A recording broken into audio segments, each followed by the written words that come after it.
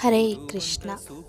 ಜೀವನದಲ್ಲಿ ಕೆಟ್ಟದ್ದು ಬಡ್ದಾಗ, ಕೆಟ್ಟ ಕರ್ಮ ಬಂದಾಗ ನಾವು ನಮ್ಮ ಜೊತೆಗೆ ನಾವು ಮಾತ್ರ ಇರ್ತೀವಿ, ಅಷ್ಟೇ ಸತ್ಯ. ನಮ್ಮ ಜೊತೆ ದೇವರು ಬಿಟ್ಟರೆ ಮತ್ತಿನ್ಯಾರೂ ಇರೋದಿಲ್ಲ. ಇಲ್ಲಿ ನಾವು ಯಾರನ್ನು ದ್ವೇಷಿಸುವಂತೆ ಇಲ್ಲ, ಯಾಕಂದರೆ ಪರಿಸ್ಥಿತಿ ಆ ಥರ ಮಾಡುತ್ತೆ. ಸೀತಾಮಾತೆಗೆ ಕೆಟ್ಟದ್ದು ಬಡಿತು, ದ್ರೌಪದಿಗೆ ಕೆಟ್ಟದ್ದು ಬಡಿತು, ದೇವಕಿ ಮಾತೆಗೆ ಕೆಟ್ಟದ್ದು ಬಡಿತು, ಅಹಲ್ಯೆಗೆ ಕೆಟ್ಟದ್ದು ಬಡಿತು.